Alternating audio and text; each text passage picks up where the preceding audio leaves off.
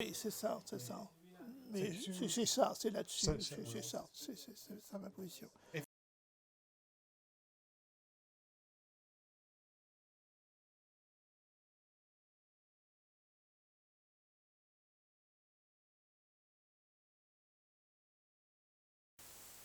So for a long time, I think we've considered the French Revolution the paradigmatic modern event, the event of modernity, over the American and the Haitian even. Do you think we still should? Do you think it still has that status, or do you think things have changed maybe? No, I think that it still has that status, but we have to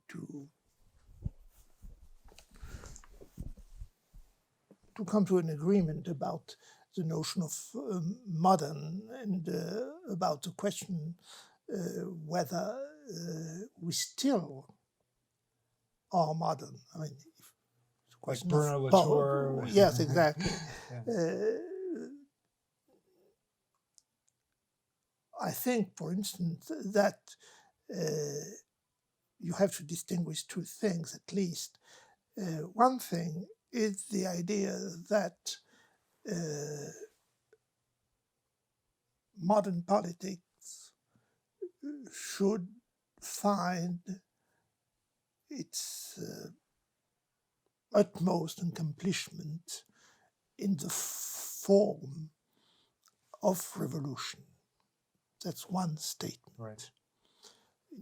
If you believe in that, but those who believed in that statement,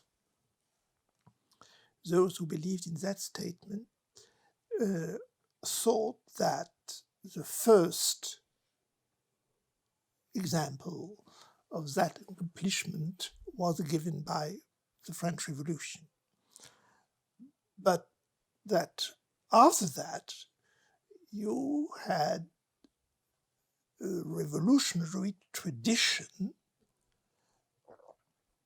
including the Soviet Revolution, the Chinese Revolution, and perhaps the Cuban Revolution. Right.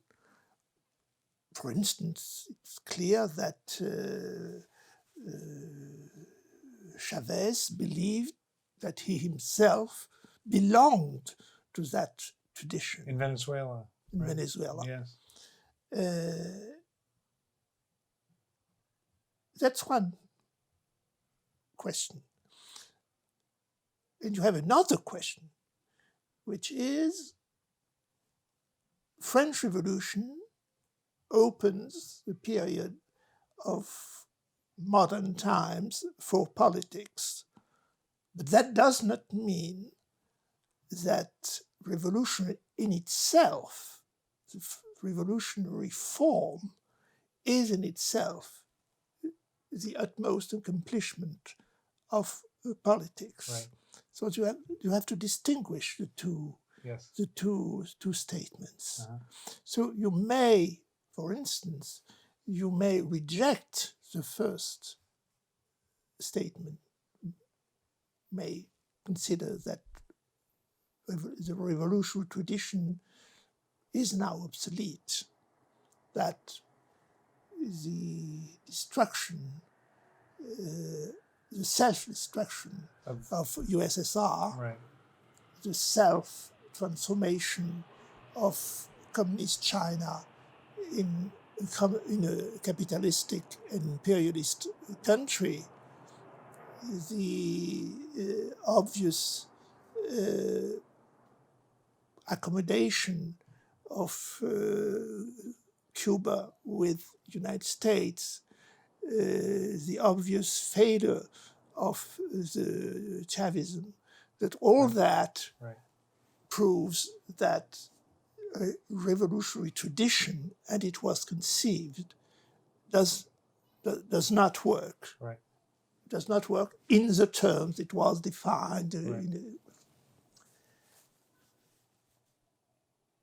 You may consider that, and still consider that French Revolution is the first modern event the first event in modern politics. Right. So you have to Right, separate yeah. the two issue. Yeah. French Revolution, in that case, in that the second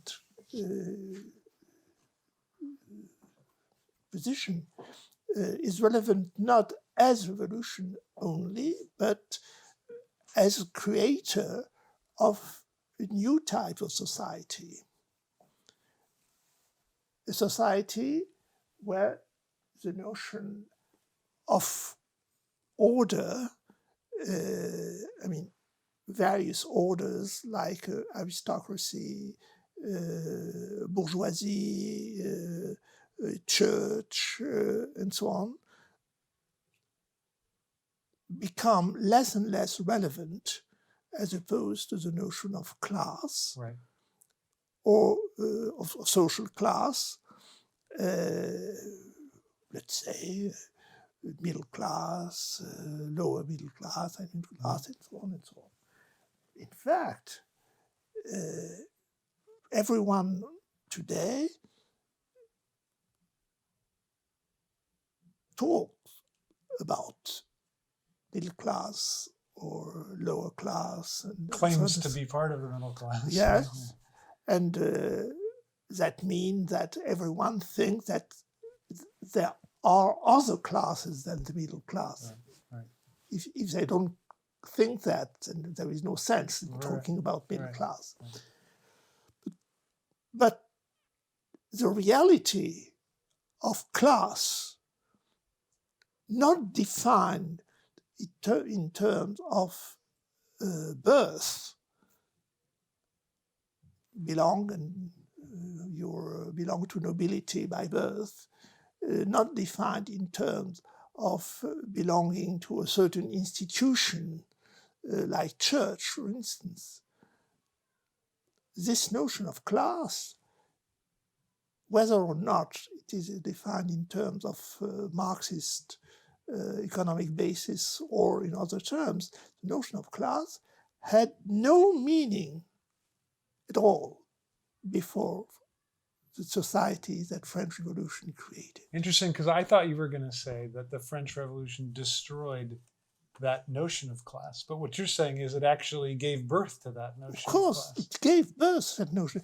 Let me be clear.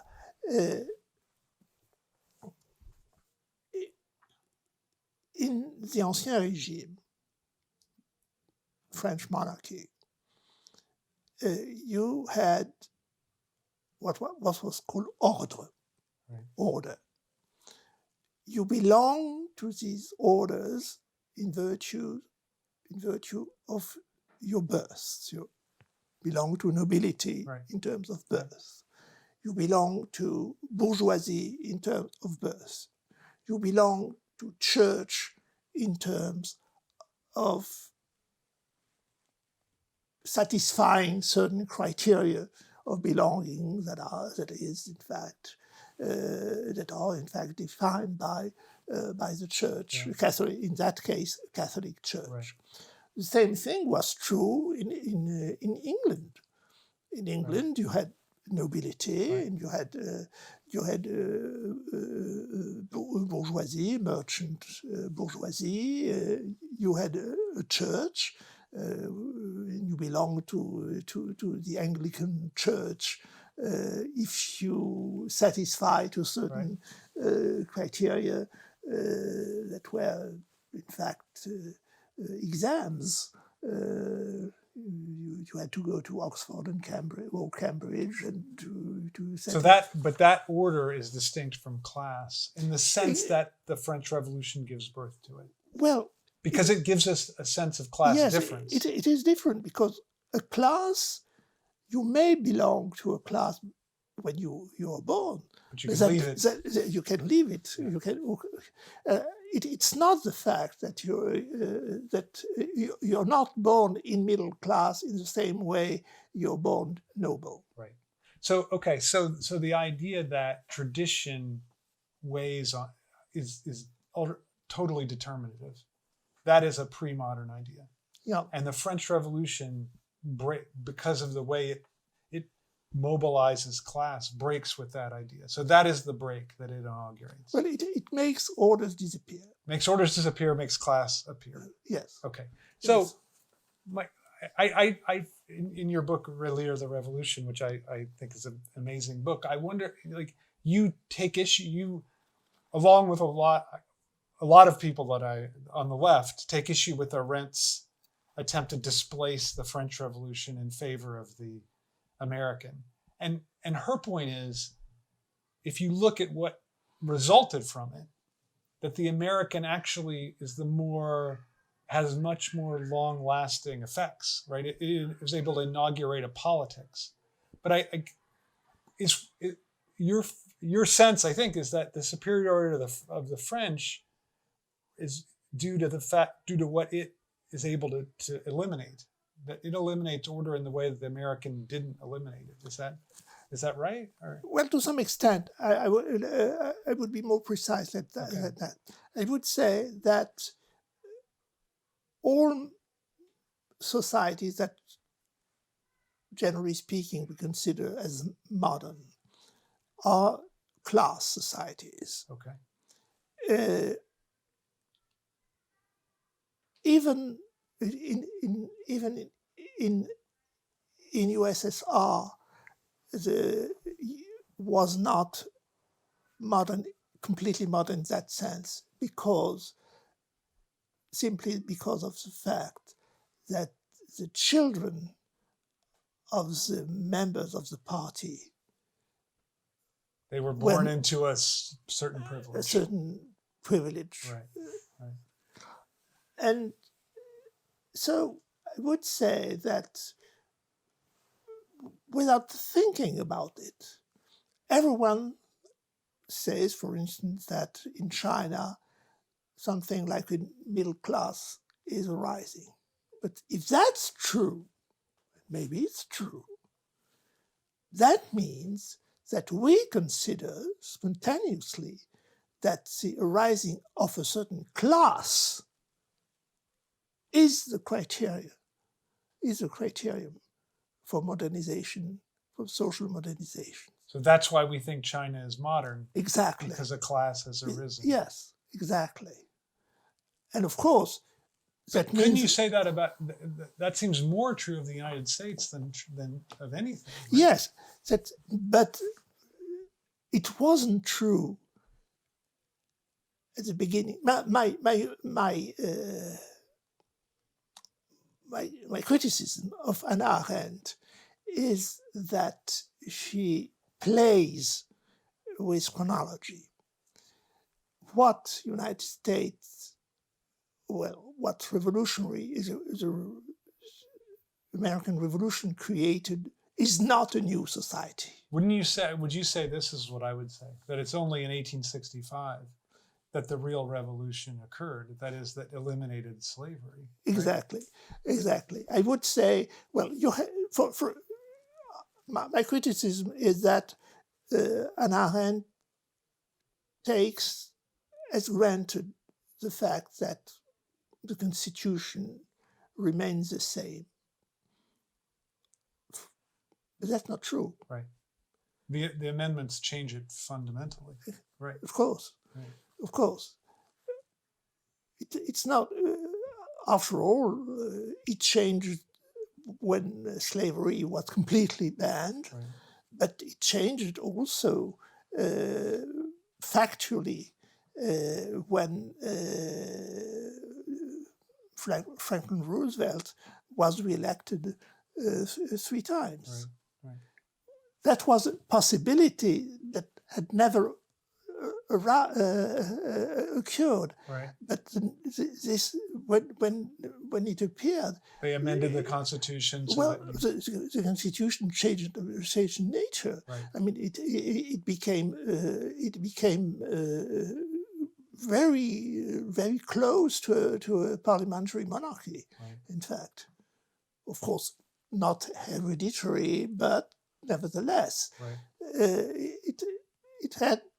It was necessary to change the Constitution, not on a detail, by the fact that by stating explicitly that no more than Two terms. two terms. Right. That changed completely. Do you think, though, that the 13th Amendment, which is the amendment that outlawed slavery in 1865, do you think that amendment was the real modern revolution in the United States? Would you go so far as to say that? Or? Well, Tocqueville has this feeling. I'm not sure about that. Factually speaking, it's clear that the supremacy of the North over the South was also the supremacy of the modern form of capitalism Right. over the agrarian form. Right. Right.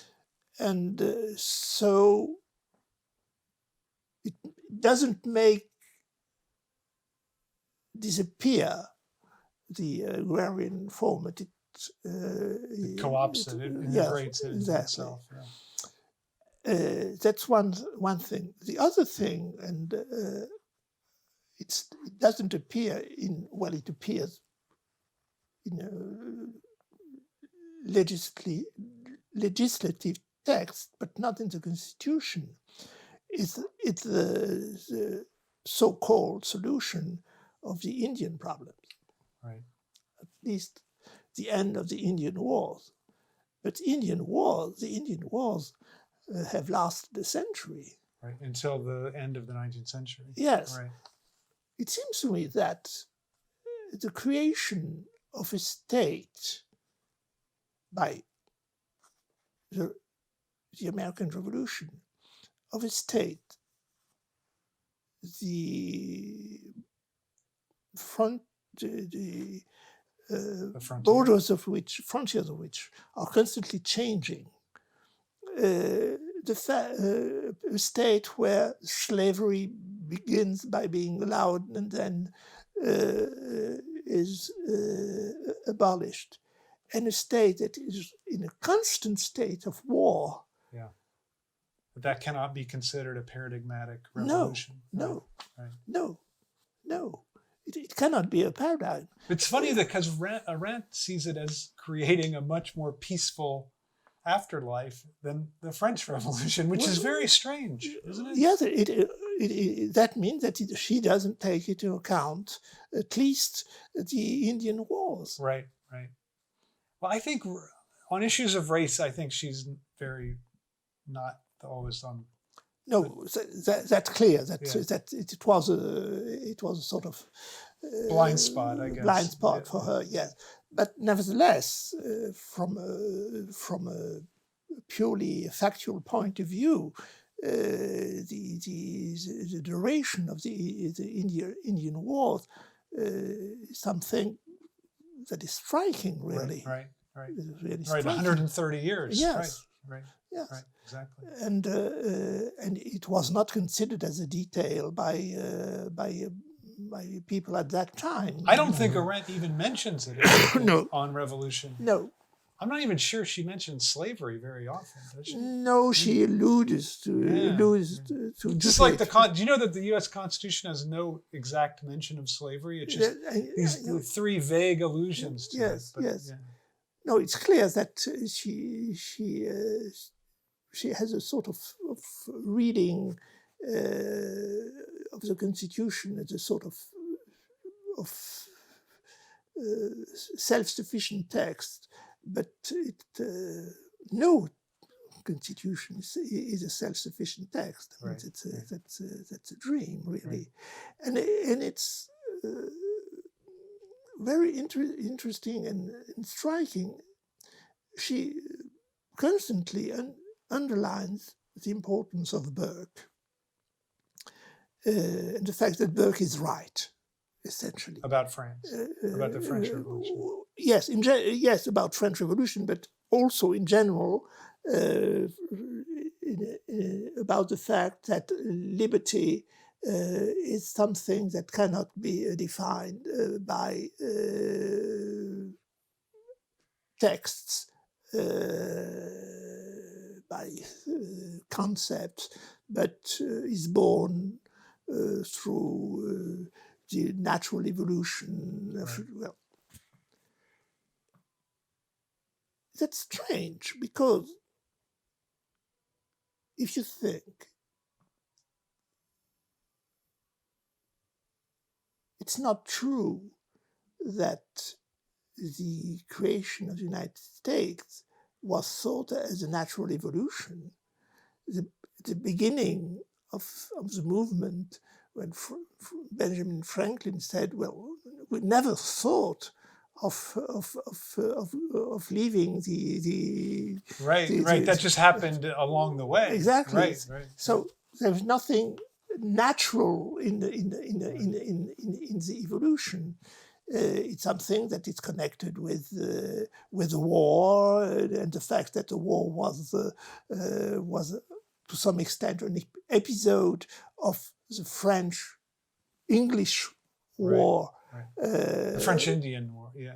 Not the French-English. Oh, the French-English War, right, which also included. Yes, right. But the French-English War, that the French. But on crown, the continent, in North America, wasn't that the French-Indian War was part of the French? Yes, that's true.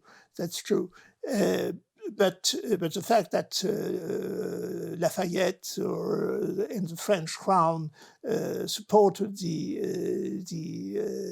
American Revolution was because it was considered at that time, in fact, as a victory of the French crown over Britain, over the British crown. Right. So the two main countries, two main European countries at that time. So Hannah Arendt seems to ignore that fact, and of course she knows it perfectly well. So I always thought that my conception about Hannah Arendt, I always thought that this book, which is very interesting. I think it's very good. Yeah. Very remarkable. Is also a sort of a book about herself. That is the discovery, the tragic discovery that Germany didn't exist anymore for her. So it's really her pledge of allegiance to her new country. Exactly. Yeah. Exactly.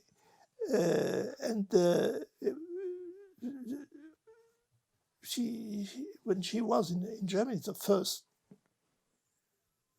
trip to Germany was connected with a German translation, in fact, the German version of the origins of totalitarianism, because it was not translated. She wrote the German version. She wrote her own translation of Origins. Well, yes, wow. She wrote. No, I know she could do it, but usually you don't translate your own work. No, she did. Yeah. Well, it was her native language, and she thought in German at that time, especially. But at that time, she gave an interview to the German radio, and the title was "What is left is only the mother tongue." Wow. So nothing else. So part of her deception about Europe is expressed in On Revolution. Yes. Okay, let's return to the French Revolution and just this. You describe this opposition, this theoretical dispute between Robespierre and Saint-Just. And I wonder if you could talk about that a little bit and who you see as the one who was right in that dispute. Well, the question is really whether revolution is thought as a time of change between two politically stable regime, right, or if it becomes a way of life. So that revolution isn't just a change, but we live a revolutionary life. Yeah. And Robespierre always thought that it was a time of change. And then we would come to a new Yes. order of some sort. And of course, it was, as being a time of change, it was exceptional because the rule of politics was the stability of a political regime. Right. That's the rule. In the same way, the rule is the peace, not the war. So it doesn't matter what regime, so democracy, monarchy, whatever, yes, but it's stable. It's stable. And of course, it's not true that it doesn't matter. It mattered for him. Of course. That it should be democracy. Right, but I'm just saying theoretically it doesn't matter. Right? Yes. Right. It's a time of change. Right. And from that point of view, it's exceptional. So the gouvernement révolutionnaire, the revolutionary government, is a government of exception for two reasons. One, it's a government of war, and war is an exceptional situation, right. And it's a government during a revolutionary period, which is politically an exception, because stability is the rule. So in other words, the excesses of the Committee for Public Safety are revolutionarily necessary, yes. But are not in no way permanently necessary. No. For Robespierre. For Robespierre. And the question, the great political question for him, and that's a question that appears in his last discourse, which was successful. In fact, the 8th of Thermidor, he was applauded. Even though he was killed? Yes, yeah. The defeat happened during the night. Yeah. It's a very interesting event. But the discourse itself was very much... He convinced the people. Yes, yeah. Yes. And his discourse was precisely a discourse about now we should think about ending. We should think about changing the exceptions in rule. So to put it in Agamben's words, leaving the state of exception, yes, to enter the ordinary time of rule. Exactly. Yeah. And of course, without forgetting that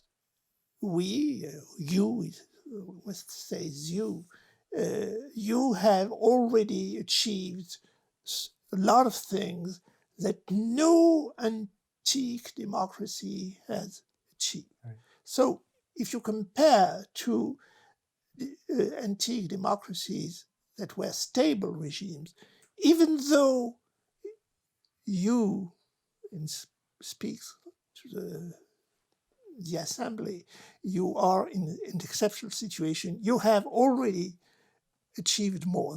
Doesn't he tutoyers the people, right? Isn't that true? Yeah. That was a common thing? Or yeah, it was a rule. It was a rule. Yeah. Okay. I'm not sure that he didn't try to escape the rule. I'm not sure about that. But in that case, he addressed... Yeah. But Saint-Just was... Saint-Just thought that revolution was a way of life. Yeah. And that it was a great novelty of the modern times, of the situation.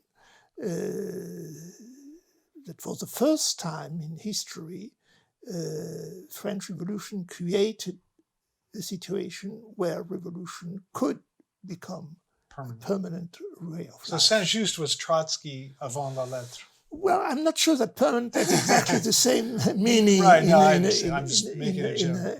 In both languages, in both expressions, but it should become a rule, not an exception. I see. And so that goes also to with the idea that with the comparison he makes with the explorer who discover a completely new country. No previous map may be of use, because so in your mind, Saint-Just is really the more modern thinker than Robespierre. I'm not sure about modern in that case. Well, modern in the sense of we're going to if you define modern as if the revolution is the defining event of modernity, he wants to exist in the revolution permanently. Isn't that? Yes, but I'm not sure that it's certainly novel. But is it modern? I'm not sure about that, because I'm not sure about what defines modernity. What would you define modernity? Well, if modern? Modernity is the I guess for me, modernity is the ability to live without tradition and without the authority of tradition, so that one gives, I guess in Kant's sense, one gives oneself the law, right? Mm-hmm. And so it seems to me like Saint-Just, that maybe that is what he's getting at with this notion of a revolution that's permanent, that one gives oneself the law rather than looking out at from elsewhere, from some authority, from some substantial authority for the law. Maybe. It's clearly a conception of absolute novelty, which doesn't exclude, on the contrary, a reference to something that is long past, that is antiquity, right, Greek antiquity. Right. But of course, whereas that is a reference for Robespierre. Yes, yeah. and without continuity, without tradition. Right. That notion of tradition that is for Saint-Just is devoid of any content. Right. That from that point of view, you're right. Tradition, and there is no such thing as the tradition in revolution. While Robespierre thinks that the French Revolution has created its own tradition, but there is a tradition. There's a tradition. Neither of them would have read Kant, right? They wouldn't have. No. Rousseau only, right? Rousseau, certainly. Right. Rousseau, certainly. There are quotes by textual quotes by Robespierre. Montesquieu, textual quotes by Robespierre. But not Locke. No English, or no British thinkers. So Locke, no. No. Interesting, because he would have known Jefferson, though, and Locke is Jefferson's main point of reference. Yes, but Jefferson, if I may say, Jefferson, with his French friends or relations, I think, quoted essentially French authors, not Locke. Not Locke. Interesting. I think. Yeah. I don't think Locke was really a reference. Yeah. You have to. Well, I was just thinking of Life, Liberty, and the Pursuit of Happiness, which is a slight modification of Locke's Life, Liberty, and Property. I agree, but the idea that happiness is a new word that's Saint-Just's expression.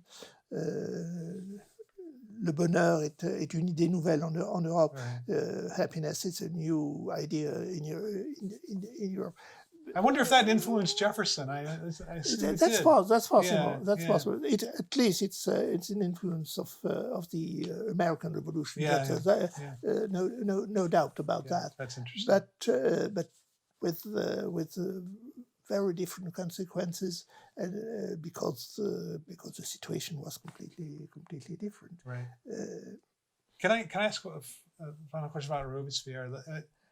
How do I have trouble myself understanding his evolution from against the war, against capital punishment, against slavery, and then the author of the Terror. Do you?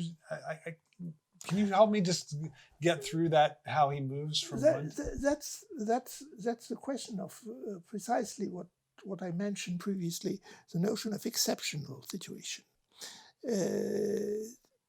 Of course. So his values didn't really change. No. He just thought the situation demanded exceptional action. It's clear that his discourse about death penalty is admirable, and the arguments are admirable.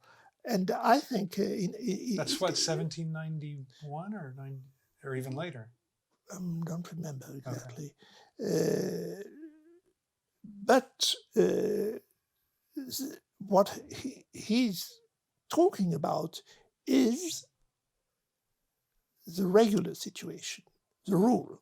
Yeah. What should be the rule in a stable state? While revolutionary government is not a stable state. It's not a state. But it was already unstable when he gave the discourse against the death penalty, wasn't it? No, that's not the same. At that time, the question was to build up a new stable state, and there was no war that time, and the reason why there should be no war in his mind was for the sake of stability. Exactly. Exactly. But he also does say that it's not, and this is where he's really contra the Girondin. That doesn't he say that it's not the revolution cannot be exported? It has to come from the people themselves. Yes. He says that, and he considered that the war. That has to be once the war is there. It's for defense. It's not for exporting revolution. Right, and he also saw the war as a conservative gesture, which I think is absolutely. I mean, isn't foreign war almost always a conservative gesture? Yeah. I wonder though. I mean, so is it? You, I think in Revolution, you'd say that it's the king's flight to Varennes that really is decisive. Do you think, is that the moment for Robespierre that turned him to think that now we're in a revolutionary period, so death penalty, the terror becomes necessary? I think that that's the moment he began to think that now war was unavoidable. Oh, okay. And because it was a treasonous act, right? Exactly. Yeah. It was a treason, and that meant that nothing could be saved from. So from that moment on, the notion of a constitutional monarchy is completely out. Completely out. Well, he never. I'm not sure that he never, but at that time he had already ceased to believe in it. But he thought, nevertheless, for a long time that war could be avoided, and but with the treason of the king, he thought that the war could not be avoided anymore, and so objectively. France was in a state of war, and the war was in fact declared after a few days after that. And he even supported that at that point. Yes, at that moment. Convinced that that created this dangerous situation because it created the constant possibility that the victorious general would take become the emperor, right? or take the power. Right. And so, It was prescient. yes. Right. So one important feature of the government, of the revolutionary government, was to keep the war under the control of the civilians. Right. Now, okay. Last question. What's your verdict on Robespierre? Do you have a final verdict on him personally? Well, I think that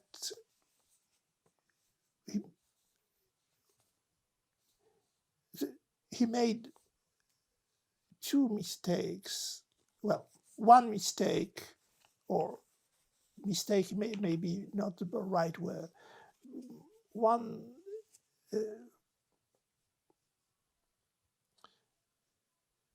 he underestimated the danger of the dialectics between rule and exception. And by doing so, he underestimated the fact that by allowing death penalty, which was a scandal for him, to become a necessity, it would become very difficult and almost impossible to ever get rid of it. To go out of this exceptional situation. So once you declare a state of exception, you don't get out of it very easily. And of course that it could not. The Roman Constitution had a limit, fixed limit. It was 6 months. Where you could declare a state of exception for only 6 months. It was 6 months. While in that case there was no stated limit. There was no constitution, in fact. Right. Because it's not, at that time, the constitution had been voted, but it had also it was declared that it could not be applied because it was a state of war. Mm-hmm. And during a war, you could not apply a constitution. Right. So the government, revolutionary government, was not constitutional. And it was also exceptional in that, from that point of view. Right. And so by underestimating the danger of the play, the dialectic between rule and exception, he became a prisoner of the exception itself. And people who agreed with him and in fact believed in him almost till the end, that he was the only one who was able to put a stop to the terror. That's the reason of the success of the 8th Thermidor. Because it seemed like he was going to put a stop to it. That he would be the one. That it was the one that could do so.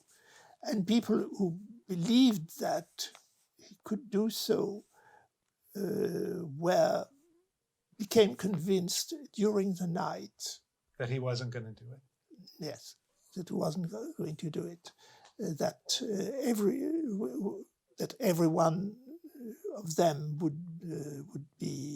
was in risk to lose their head, and so that explains the reversal of situation. That mistake is an underestimation of a certain danger. And there is a mistake, which is a mistake in politics, which was the confidence he put in the sans-culottes, the movement of the sans-culottes.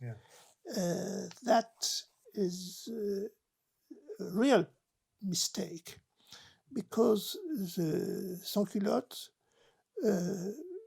was purely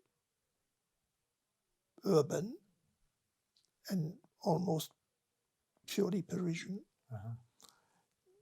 didn't exist elsewhere. So it was a very restricted movement. There was no capacity of political invention.